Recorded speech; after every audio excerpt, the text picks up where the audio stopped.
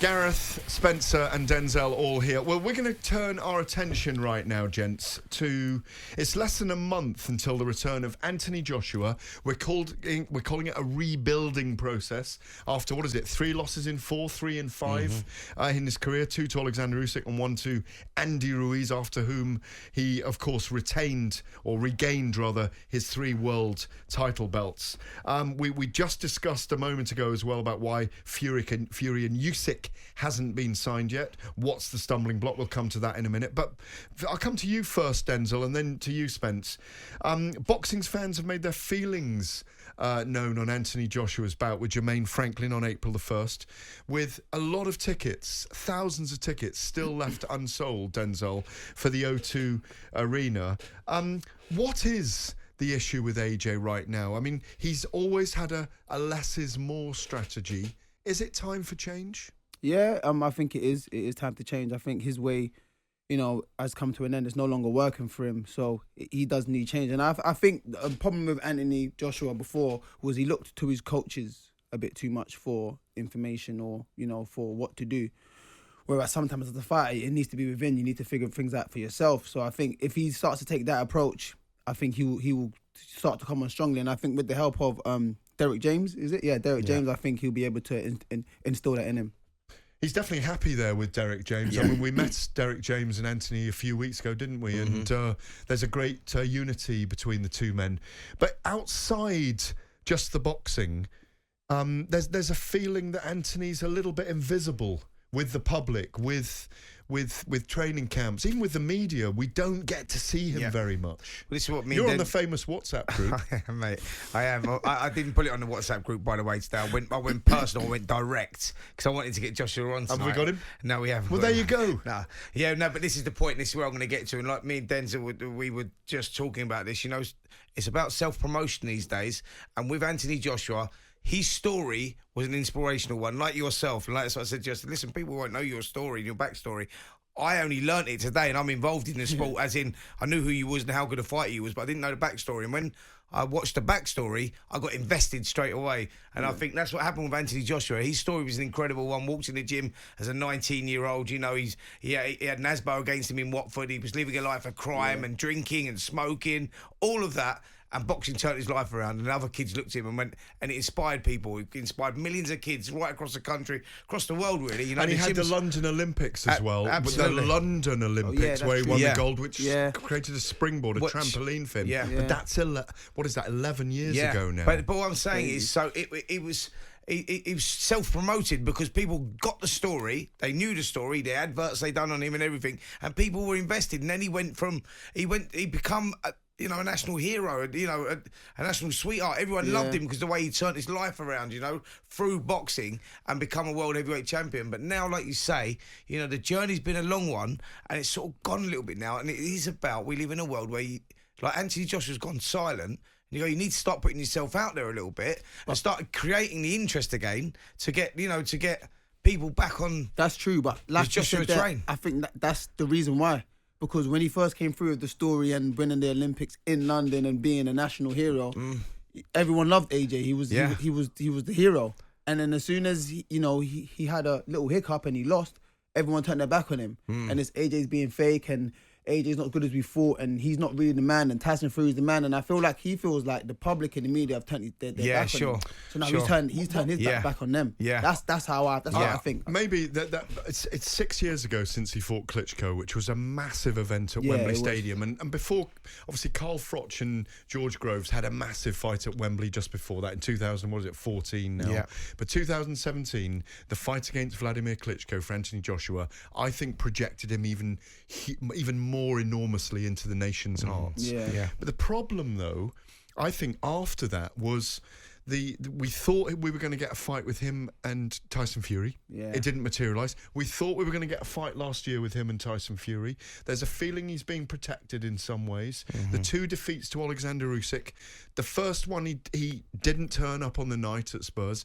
The last one that we were working and commentating on last August in Saudi Arabia, he just fell in the last few rounds in that fight. He was so close. Yeah. And the boxing skills outdid him in those last 2 rounds. But I feel like he needs something. and he needs something big. And I think he just needs the optics of showing his back to being that destroys that big lump, that big destroyer that licks his lips and goes into battle. Yeah. He needs to find that rawness that he once had that took him to the world heavyweight title. That's what he needs to find out. And I think Derek James may be the guy that will be able to bring it out of him, because Derek James is a guy that likes people to stand there and trade it out a little bit. And that. Joshua needs to reinstall a little bit of that strategy, a bit of that confidence, public strategy in terms of being out there for us more. Sure. Because I think he can rise again. He can. I think he can. Like, you know, he wants those big fights. By the way, he wanted the Fury fights, not him. He wanted those fights. Yeah, I don't think it's him either. It's not him. Like, I'll tell you, he would take it tomorw.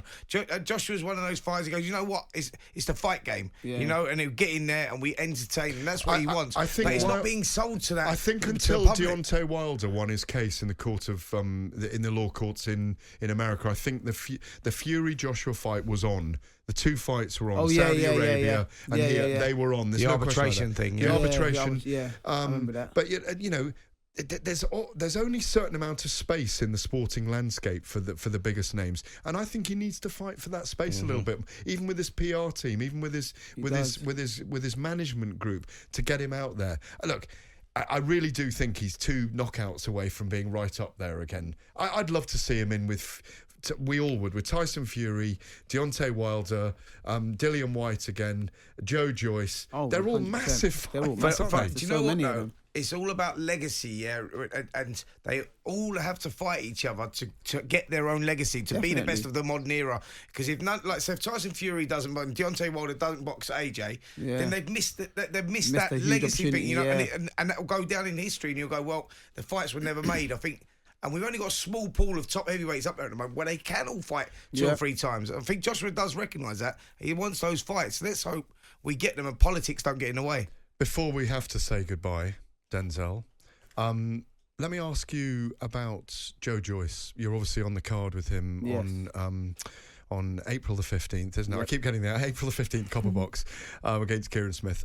How big can Joyce become, and do you think he'll become a world champion? Oh, 100%. 100%. The guy's scary. Like, he's a real life juggernaut. Like, anyone that plays Call of Duty, when you're trying to shoot a juggernaut, you run out of bullets, you got to go back round and reload and come back. And that is Joyce. Like, he's I don't know how he does it. He looks stiff, he looks slow, but he's very effective. He hits you with a shot. He's got an incredible chin as well. Incredible chin, incredible engine. Wow, like and he's 36. I mean, he's 36. It's crazy. It's crazy. He's aging like wine. Really, you know what I mean? He stopped Rose against Joseph Parker. Yeah, you just look at it and you go, wow, he proved that actually there's better boxing IQ than actually looks there. He's he's educated in that ring as well. And I think he's the only person that really gives Fury a hard time. He could beat Fury? Yeah. If anyone can, I think Joyce could. What about Zilly Zhang? He's heavy-handed, man. Zilly Zhang. Another one. It's a great fight. The bang with Zhang. The bang with Zhang. It's going to be. Yeah, it's going to be crazy. He's a big 6'6" guy, southpaw, so he's already the other way around. So let's see how Joyce handles it. But I think they're just both going to be eating shots all night, and yeah, it's gonna be a good fight. It's gonna be a good night. I'm happy I'm on that card, so I get to watch that fight front row. Denzel, tell me this one: how does he beat Fury? How would you see him winning that? Joyce? Yeah, just that pressure, that relentless pressure. I don't think there's anything Fury that can do that's gonna bother Joyce, like power wise. He's not gonna lean on him. Joyce is big enough to chuck him off. He's not gonna try and knock him out. We've seen Joyce take shots from big punches. I think the only thing Fury can do is outbox him, which he can do. Fury's a great boxer. Jab, jab, move all night. Tie him up. Yeah. Which but is he's crazy the one that Fury can do give that. Fury the most trouble. Yes. So I'm with you on that one. I think that, like, stylistically, that's the one that could give Fury problems. Yeah. The juggernaut don't stop, man. He doesn't stop. So he's going to have to stop. box and flick around like what he used to do and go back to that style to beat him. He's not going to meet him head on and try and beat him like he beat Wilder the 3rd time. No way. Because Joyce ain't going to stop coming, boy. Yeah. It's crazy. Brilliant. Well, just to final, tell us, you're defending your British middleweight title on the same card against Kieran Smith. What are you going to do to him? Oh, I might do a Joyce on him. No, I'm saying, but I'm in there. I think anyone I go in there, I think I have the ability to stop. So that's what I'll be looking for. I'll be looking for a stoppage, and that's no disrespect to him. He's a good fighter. He's going to be awkward. He's coming there to try his best, but so am I. I can see it. Little shoulder rolls, slipping in here, picking the right hand, flicking the jab. Yeah, little Right bit of lead. IQ. Right There you lead. go. I've seen it, mate. I've seen it. Brilliant. I've Thank studied it all day. Come on. Denzel Too Sharp Bentley, thank you so much for joining us in the studio Thank tonight. you It's for been an having me, absolute man. I enjoyed pleasure. it. Thank you. You're listening to Fight Night on talkSPORT with me and Spencer Oliver. We'll be back after this.